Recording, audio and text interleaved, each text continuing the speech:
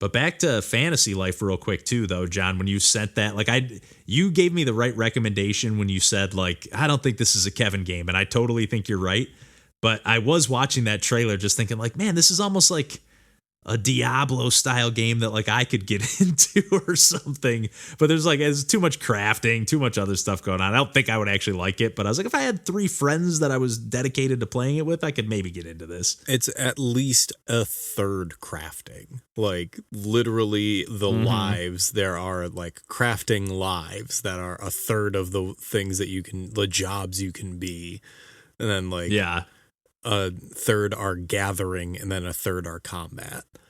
And oh man, it really does feel like, here's the like short elevator pitch for it, is like they had a bunch of different ideas of what a sequel could be, and they just did them all in one game. Like it's weird. Yeah. It is the most like jam-packed game in like a way that like a JRPG seems like they would just add systems or like mini like little things, but like these are just like fully fleshed out games.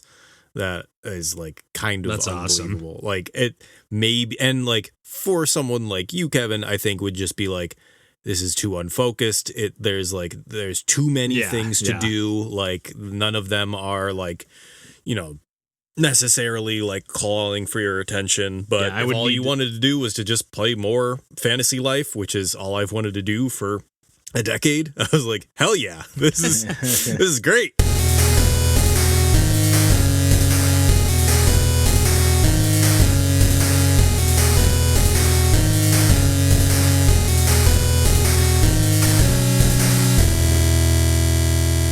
Hey everybody, welcome to Pursuing Pixels. My name's Kevin Portelli, and I'm here tonight with John Hines. Hey there. And Randall Nolery. Hey folks. And we are back as always to talk about some video games after a little bit of troubleshooting and technical difficulties here.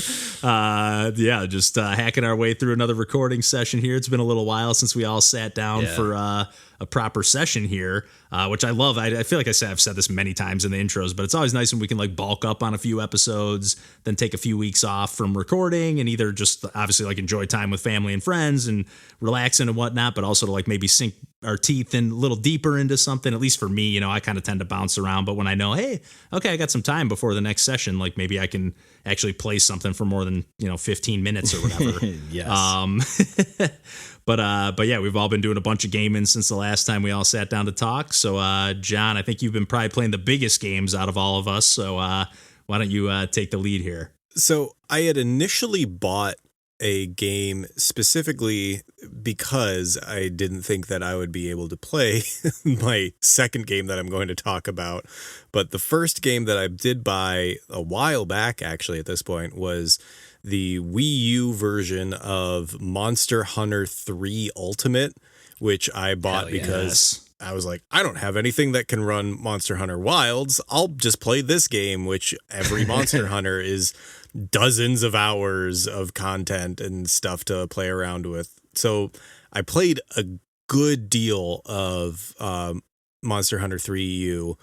But then recently, I was gifted a copy by our good friend Mikey, of Monster Hunter the Wilds for Steam, and I set out to see if I could possibly run that game on the Steam Deck, and I can tell you, after playing a Wii U version of a 3DS and originally a Wii title port that was ported to Wii U, I have the highest tolerance for the lowest graphical fidelity imaginable.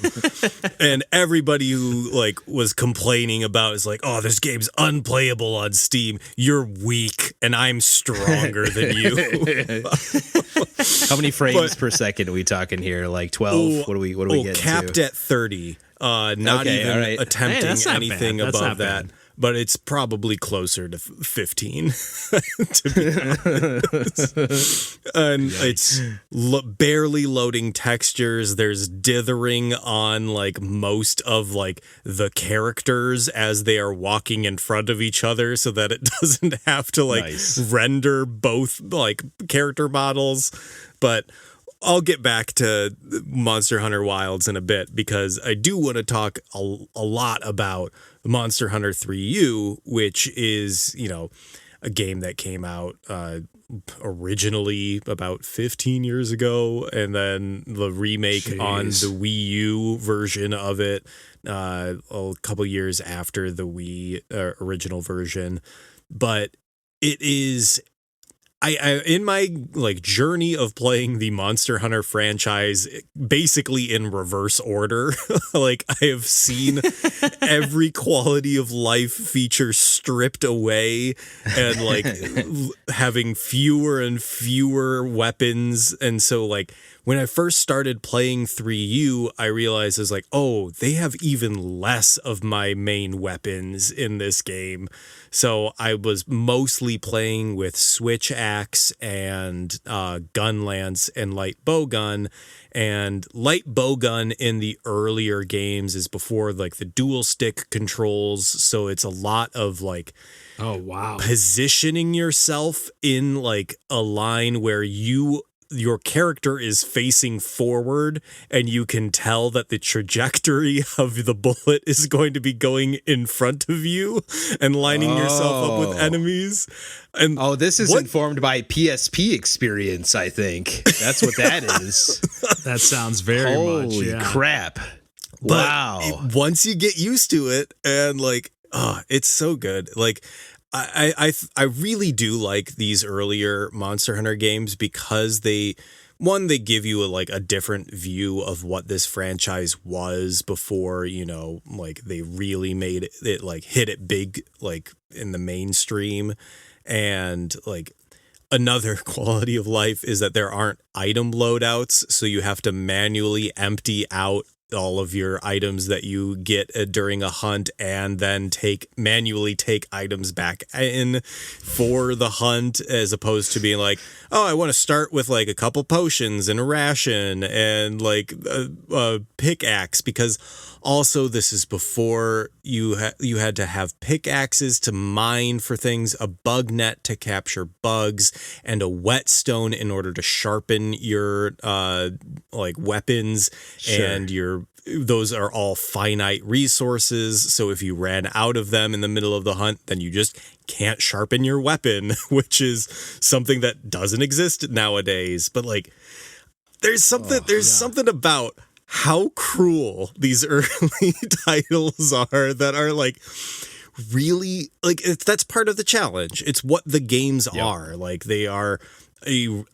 you have to prepare, you have to get ready for a hunt, and if you don't prepare yourself for a hunt, you are out of luck, and like it just gets rough, and maybe you can eke out a victory like at the very last minute. But as I was telling these guys before we hopped on, I was like, I've been playing Wilds, so this was me like refreshing myself to like be like, oh yeah, like let's get another like pass at 3U before we record. And I was like, I have 40 minutes before we start recording. That should be plenty of time to hunt one monster. And I finished that hunt with 2 minutes over when we were supposed to start recording. So dang. Yeah, they're just like unforgiving games, and like there's like a little bit of a like survival DNA in there, which I never really realized, but like talking about like making sure you're equipped. Like obviously it's not a survival game, but like at least on the hunt, it's like, hey, I gotta prepare yourself and get ready and you can't go in, just willy nilly. And if you don't prepare, like I've done plenty of hunts in this game where it's been like, I'm out of potions, I'm out of whetstones. The only way I can heal is if I run all the way back to the base camp area and like rest and then run back to the things like, oh, and now the paintballs I've run out, so I don't know where the monster is. So you have to memorize the paths of where like the monsters will be in the biome because they're only going to be in specific areas. You just have to learn it. Like, these are all like core mechanics that I really love about Monster Hunter. And also, Monster Hunter 3U has underwater combat, which is unbelievable. Yeah. It's so good. It's as soon as I started playing it, I was like, oh no, I understand why everybody who loved this game has been clamoring for it to return ever since, because it's really fun. It's weird and janky, but at the same time, like, I don't know. There's so much charm in this game, and like the world is really interesting. The story is fun and interesting. Like Generations Ultimate was like kind of like the greatest hits of that entire era of Monster Hunter, because it just had, I think it still has the most monsters of any Monster Hunter game other than maybe the online one. But that's just because the online one went on for like 12 years. But like GU, like it doesn't have like as, I don't know, coherent of a story that I think, but like 3U takes place on like an island village that gets wrecked and destroyed, and you are sent out there to like help them rebuild. So it's just a nice setting, and it like feels like you can feel the progression as you like start to get more resources, start to like build the thing up, and it's all of these things that are in every other Monster Hunter game after the fact. But like, I don't know, it's kind of nice to see where it comes from and to have it be so good. And even though it takes a long time to do everything, and like everything is just harder to do than it in later games, like, I don't know, it feels really good and it feels really nice. But like, in contrast to that is Monster Hunter Wilds, which is the most streamlined Monster Hunter to date. And like, that is still like, I don't know, a qualified statement to make, because there are so many systems, there are so many complicated things. But like, God, there's like little tiny updates of things like, you can craft directly from your wish list, which is a thing that like, as soon as I saw was an option, like immediately I was like, oh my God, that is the greatest thing I've ever seen in my life. Like, that is the one thing that just like instantly makes everything so much easier in this game. And then like your quests are then marked for items that you have wish lists, so you don't have to like keep switching back between things. Like, everything in Wilds is designed to make the play experience like more seamless and have less friction. But like, at the same time, I keep running into things where I've beaten the low rank of Wilds. I have not beaten the low rank of 3U, even though I've had it for like 3 times longer than I've had Wilds. But like, you ride on these like chocobo big ostrich birds, but like they take you directly to the monster, and I was like, okay, well, I don't know where I'm going because it just automatically paths to go there. It's like everything is almost a little too seamless and a little too smooth, where I was like, I don't know, I kind of like the jank. I like the like higher difficulty, and like, yes, I love everything that they've added to the game, but at the same time, I was like, I love it. It's really fun. I really, really enjoy the game, but at the same time, I like the weird parts that are off-putting that make other people not like playing this series. Like, I don't know. I'm going to be playing it forever, and like they're going to be doing title updates forever. They're going to keep adding new content to it, so I'll be playing this for a long time, and I'm sure I'm going to have way more to say about this game, like as it goes on, as they add more content to it. It's going to be fun, but for the time being, I'm still going to be bouncing between every single title because every title has its own flavor. Every title has its own level of complexity. So, I don't know. That's where I am. Heck yeah.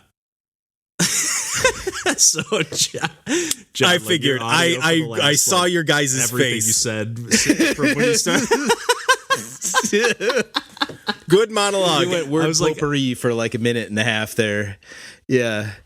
But it was weird. I don't know how it worked out that like right when you wrapped it up, like you were just like it just like all for your last sentence, it like came back into sync. But like, yeah, pretty much once you started talking about Wilds, I don't know if we had a word. That's when it happened.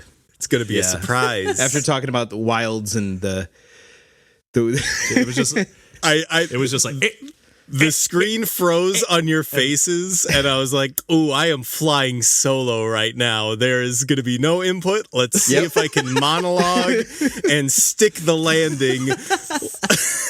So I think I was repeating myself. It definitely seemed like you did. At the end, I was like, "Have they unfrozen yet? Can I finish this and dismount?" Hey, you nailed it. You nailed it, man. All right. So I caught the gist of it though, in that like Wilds, has the wish list of modern features and smoothing it out, but it doesn't seem like it has the heart and soul of a true retro Monster Hunter experience like 3 Ultimate, right? I've arguably beaten the game, but at the same time, I was like, I don't know where anything's located. Like, part of Monster Hunter to me is like getting lost. Yeah. And like being like, I don't know where to go. Like, I have to just like ram my head against the wall until I figure it out, until I learn this map. But I've like arguably beaten the game and I don't know where anything is. That's kind of nuts for you, Mr. I learned the entire Zelda map. Like, things are like walled off, like or like features are walled off. So I was like, okay, I just have to keep pushing through the game. But at the same time, I was like, but I want to explore. Yeah, like it's night. Like, oh my god, just being able to walk out and like have a no mission like planned and then just walk around, and then at the second that you start attacking a monster, it'll just be like, all right, we're starting a quest. And I was like, that's cool, that's nice. Like, they really made everything seamless. But I don't know, sometimes I like the seams. Absolutely. I feel like it sounds like it suffers a little bit from like, I just feel like games that are made with that kind of budget these days are like, they're making them to like, you're supposed to buy this game and play it till the end of time, and or at least until the next one comes out, you know, and it's just like, they're just made to like be never ending. And it's like, well, if they're never ending, they can be awesome, but it's like, they're kind of like lack of soul or something. Yeah. I don't know. Yeah. And like, it definitely still has like all of the like love and care and like stuff, but I don't know. It does feel, I mean, I feel like that's the case with literally every new Monster Hunter, is that as soon as like the new one comes out, suddenly everyone looks at the last one as like, you know, maybe we were too harsh on Rise. Maybe this one wasn't so bad. Like instantly, like basically from the release of this one, they're like, oh, let's like have the nostalgia filter on. And I was like, all right, guys, shut the fuck up. Like, every game does something slightly different. It's fine.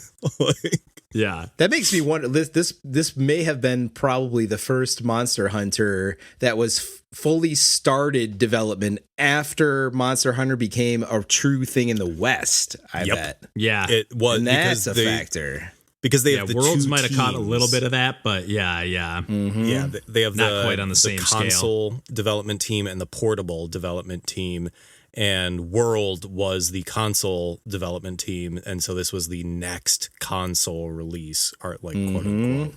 And Rise was a little bit more like the older titles, but like the next generation of the older titles. It's interesting.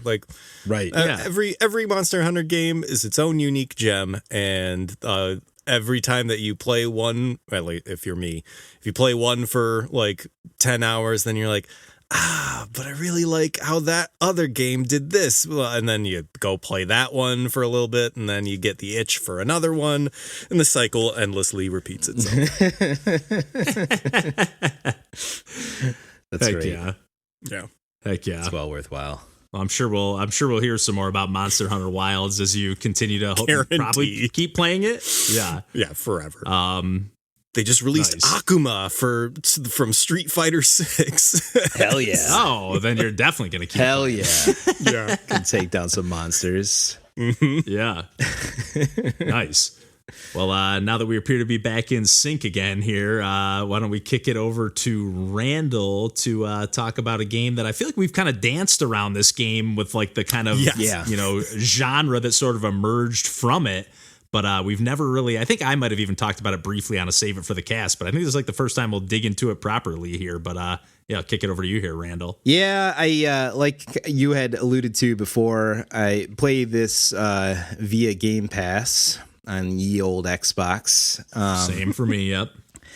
And like you said, we've kind of danced around this because circa, don't ask me about time, but 20 minutes till dawn was a thing that we all played at some point in time in the past on this podcast. And really, really liked that game. I don't know if it made my top 3 for the year, but it was hella close if it didn't. It was one of the few games that made all of our like at least honorable mentions, or at least or we like all talked about it during that episode for sure. I did like everything in that game. And then as I'm wont to do, I had uninstalled the NBA 2K, so I didn't have my stress game. So I need something to put on, but I don't have brain cells for things. And this was another game that could fill that gap, and it had sprite art that looked like, and a lot of this game looks like it could have been on a computer from I don't know how long ago. But besides, it has a PC game vibe, definitely big time PC game vibes from like mid-late 90s, I would say. But, if you ignore the just sheer number of sprites and effects happening on the screen, because I don't know if you could quite pull that off. Though, in Sim Farm, I got quite a lot of sheep going at the same time. That's true. That's true. So there's that. But this game is... It's one of those, where like you start out, you choose your character in a level. I will also say the menus are a hot mess in this game. That looks like we just like got this. We just slapped the menus on this thing to like get this fucker shipped. Like it's like. It kind of looks like an early phone game menu wise, like just oval buttons and just barely threw that together. And some buttons are for starting the game and some buttons are for buying shit in the shop or whatever. And it's like kind of hard to discern at a glance until you get used to where you need to go. That's a digression, but yeah, that kind of extends the theme into the actual game, though, where, I don't mind the look of the game in that like retro PC way, but it has built-in limitations, I'll say. Especially seems creaky to me in comparison to the aforementioned 20 minutes until dawn. 20 minutes till dawn, best of my recollection, was, twin stick in control. Fully, and that feels great.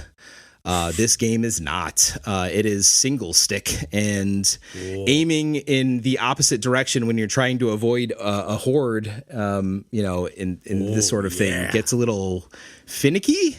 Like you kind of have to tap twice to like force your character to go in the other direction sometimes. I remember the game feeling a little stiff in that regard, especially playing with a joystick, like trying to, whip it back and forth. It's like, that didn't register as quickly as I thought it should. Yeah.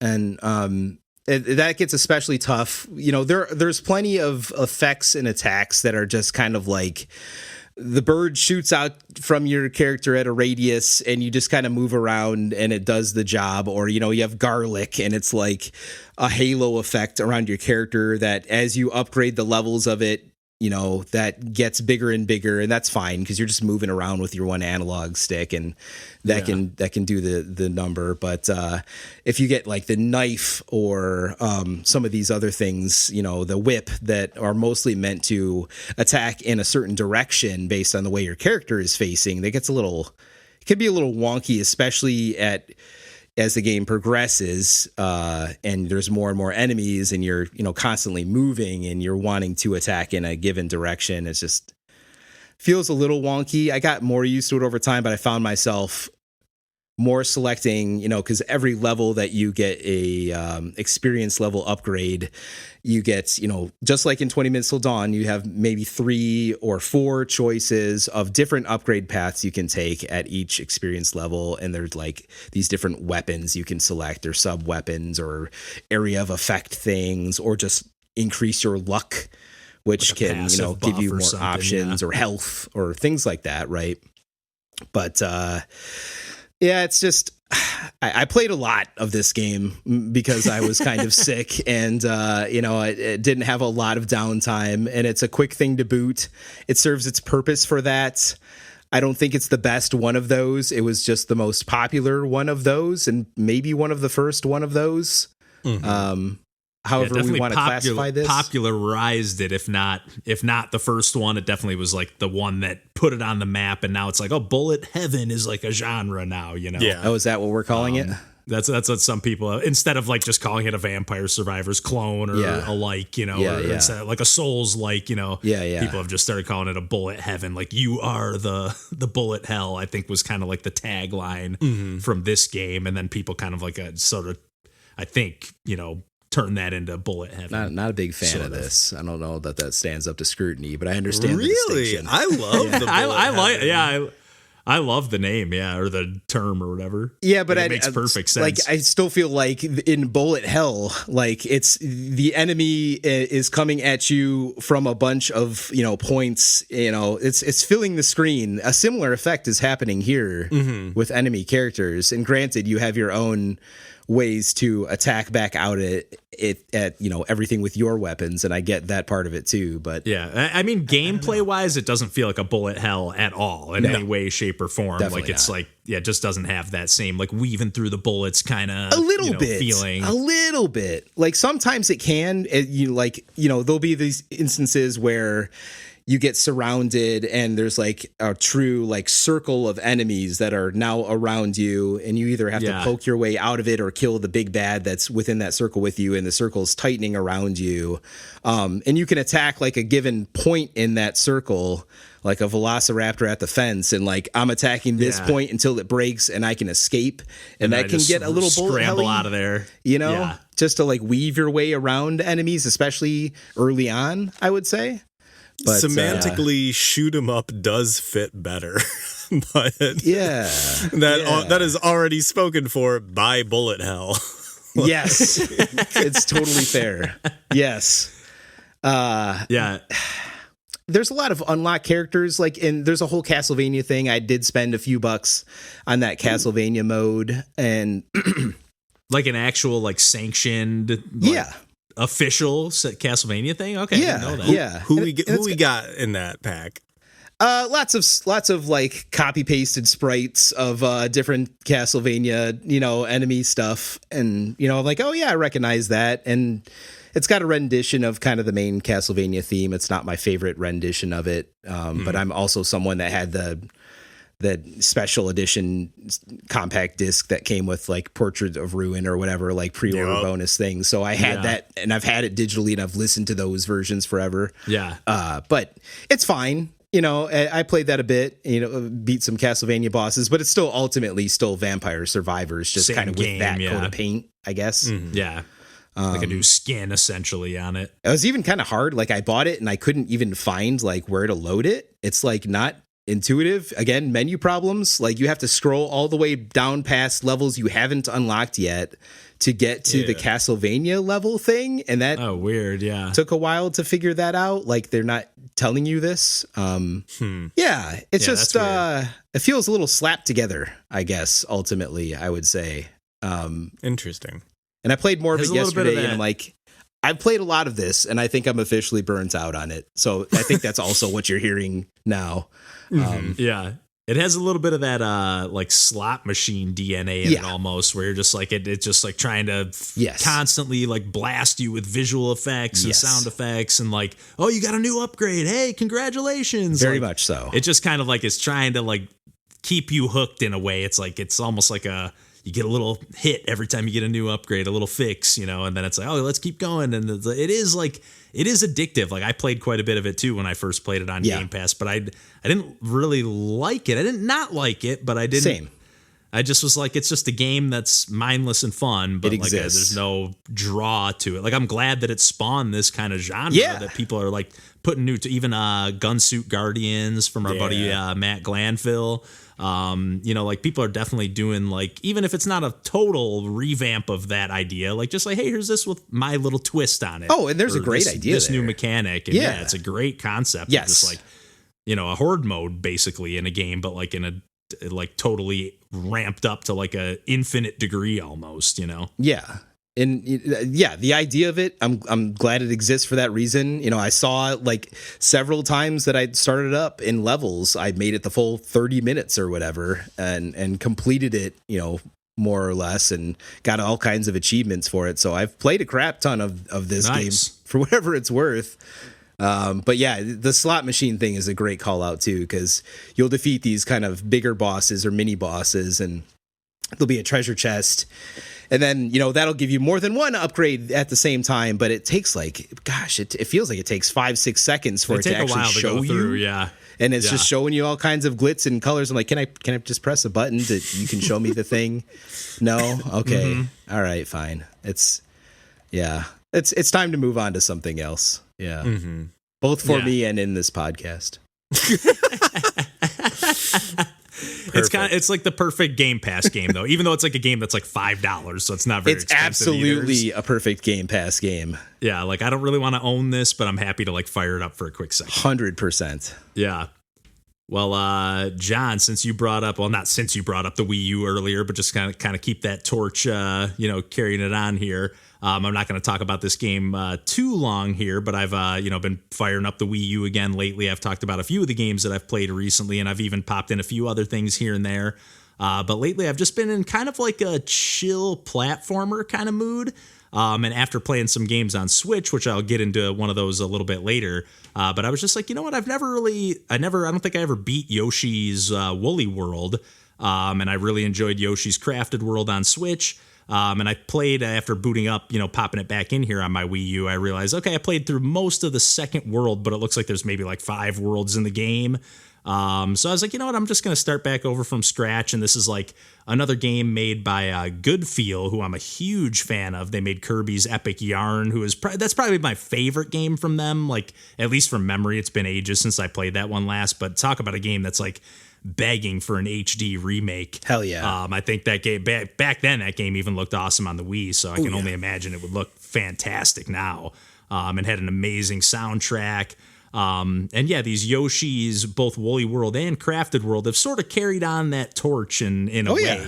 These kind of like handmade, handcrafted 2.5D puzzle platformers. I guess Yoshi's Kirby's Epic Yarn was more of like an actual 2D, like had a little bit of like a 3D, not 3D effect, but it wasn't hand drawn. I don't know how to describe it exactly, but it had a very unique, like one of a kind art style, I guess. Definitely. And then they kind of like leaned into that handcrafted element, but in more of like a 3D, like almost like some of the newer Paper Mario games where or even like Pikmin, where it's like these things almost look photo real, kind of, they're like definitely constructing things out of real elements in the real world. I think I've said this before, but like, oh, here's like a roll of toilet paper, or just like, the cardboard roll that's like, the signpost or whatever. I'm not thinking of any good examples here.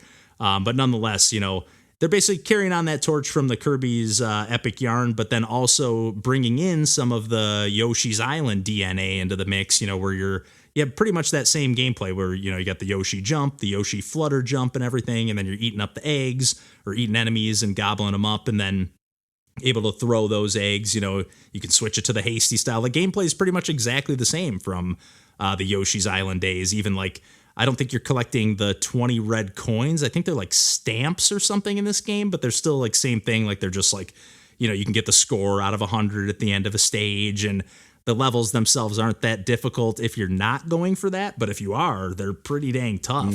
Because you got to end the level with full health, which is pretty hard to do.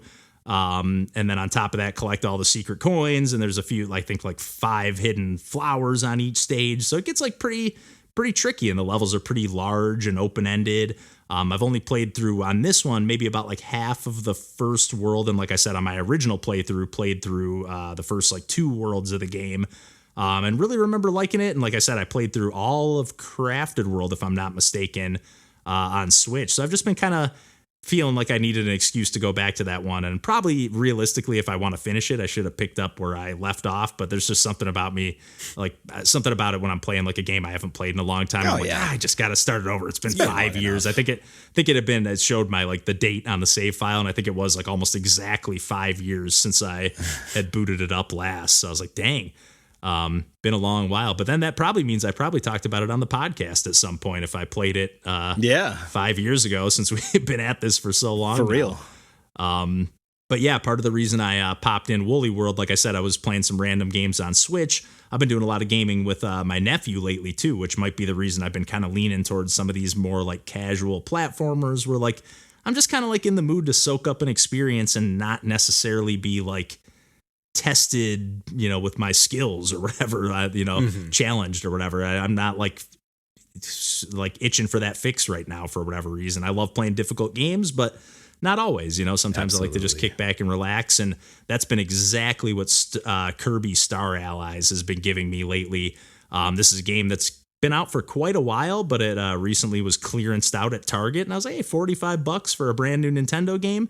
I'm not going to complain about that. And I had just kind of like written off this game, and we were talking about it, or I mentioned it a little bit before we started here. Like I at least have written off a lot of Kirby games that like, okay, this like every now and then there'll be one that seems like Kirby's Epic Yarn. When that was coming out, I remember being like, oh, this looks like it's going to be a really cool game. But then they'll just like, oh, here's like a regular Kirby game that just looks like another Kirby game. Or here's a Kirby game with like a spin-off mini game mechanic that doesn't look a lot of those. Like it looks fun and cool, but like doesn't look like it can support a full game.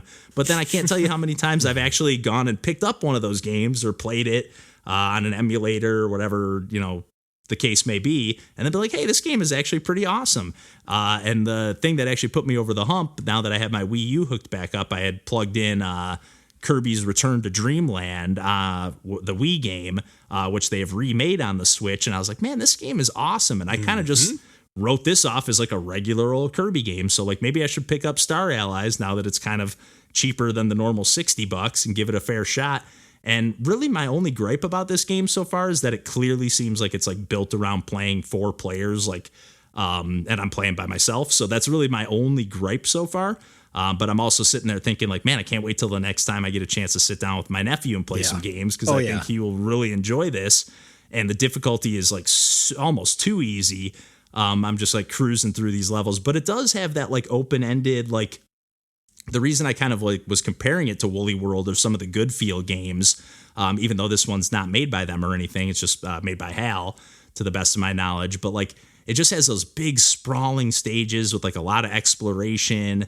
I love how all the stages like on the overworld map will show you like, hey, I think every stage has like a hidden like rainbow puzzle piece. But then also like if it has like an extra switch in the stage that will unlock a secret stage or unlock something else on the overworld map, like it'll show you that right on the map or like the little stage icon screen. Yeah. So you know, like, okay, I know like it's worth going in and playing this level again because I know I missed something.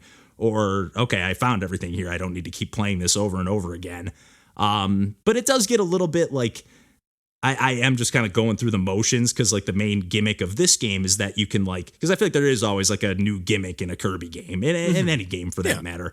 But in this game in particular, like the whole kind of core conceit, like you're supposed to be able to sort of play 4 players, but even if you're not playing 4 players, Kirby can like just at any given moment break a star out, you know, just from his back pocket or whatever, and just like throw it at any enemy, and it'll like turn them into your friend or your ally.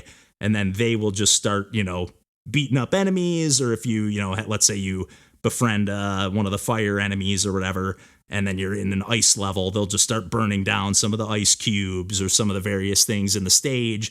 And then on top of that, you can also at any given moment just like press up and hold it down. And then depending on what characters you have in your party, they will like be able to fuse with one another. So like if I have like, the sword with Kirby and then I've got a flame enemy with me, I can like hold the sword up in the air, and then like all of a sudden like, that enemy will come over, blow some flames on the sword, and I've got like a flame sword, which just ups my attack power and stuff like that. And then also gives you the ability to like do some puzzles. Yeah, it definitely has a little bit of that Kirby 64 DNA in there big time, but without like really needing you to physically combine the ability, you know what I mean? Like you still can keep them all separate, sort of. It even like has a lot of sections in the stages where it's like they call it like a reset pedestal or something, where it's like, okay, you can like let everybody in your party like kind of just like become like they leave your party and they just become like a little hat that you can jump into, so like you can grab that power up, like kind of in like the museum stages and like the older Kirby games. But then you can also throw the stars at those and befriend them that way. So you can like, okay, let me see, I want to like make sure like I'm the, have the water ability, and not just like they're not just in my party. You can kind of reshuffle who has what at that moment or at those moments in the stage.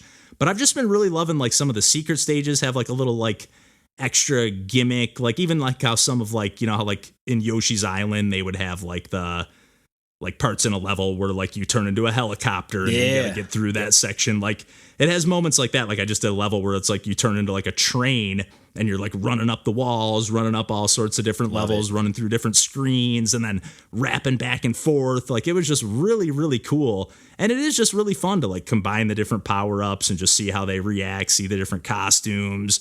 You can jump and like piggyback on other characters in your party, which again, I feel like would be even more fun, like playing with friends, or maybe more annoying, but like in that like party game kind of way, where you're just like, hey, get off my back, I'm trying to do this over here. But I'm just having a blast. Like the game is just jam packed, loaded with charm. I love like the overworld map is so cool. The world I just got to, I'm on the 4th world now.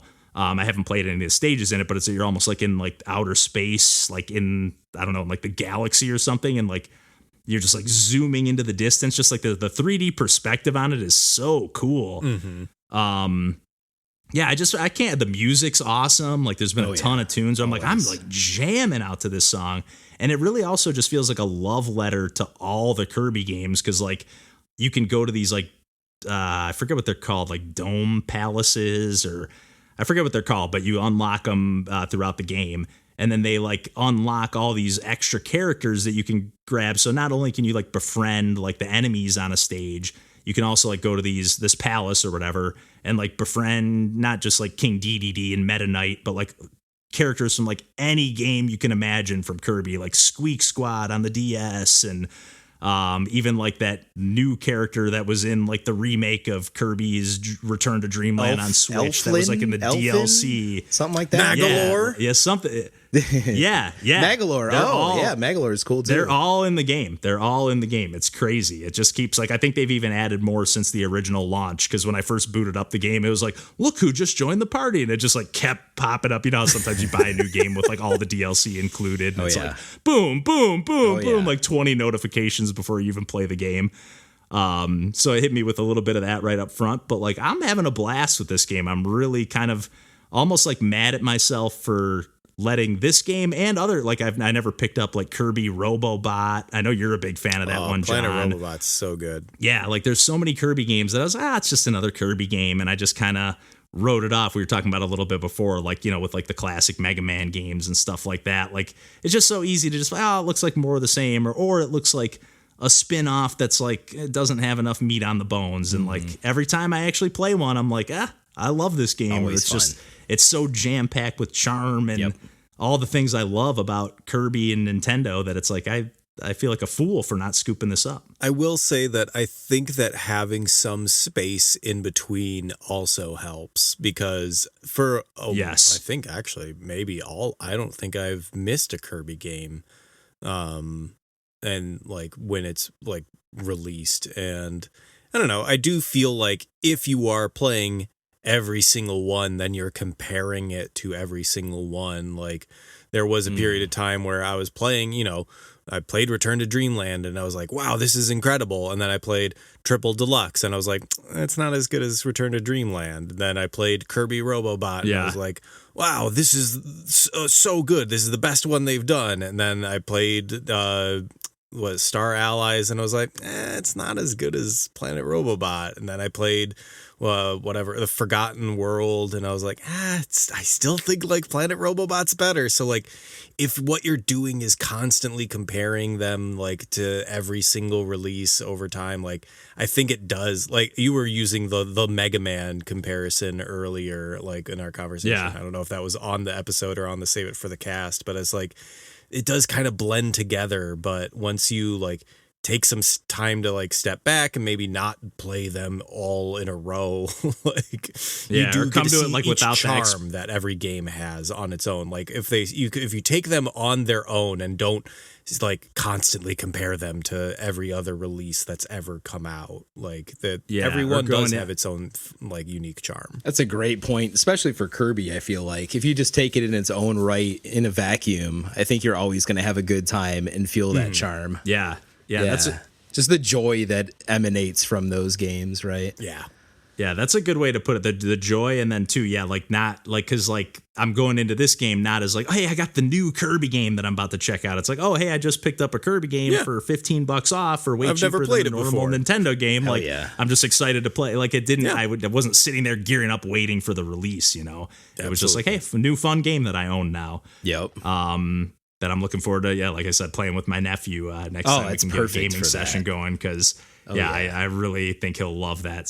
Although I got to admit, I was showing him, I brought over Kirby in the Forgotten Land. Not that he saw any of the game in action, but I was just showing him all the cartridges that I had brought over. And he just like immediately would look at that. No, not that one, not that one. It just needed to see Mario basically on the cartridge. But he just needs some time. They got that Switch 2 update coming for Forgotten Land too. Hey, I noticed that.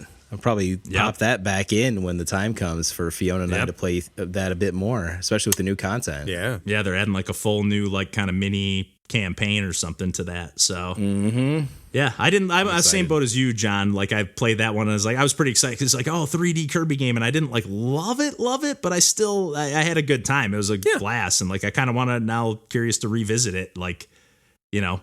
And it's awesome that there's been so many Kirby games on the Switch. I feel like a lot of times Kirby gets like the shaft a little bit, even though there's tons of Kirby games. But on like consoles, you don't see too often Kirby getting multiple releases across the lifetime of a console. So, right. Yeah. Very well represented. Pretty cool. Although at this point, almost everything, every Nintendo franchise other than like Star Fox is pretty well represented on the Switch and F-Zero.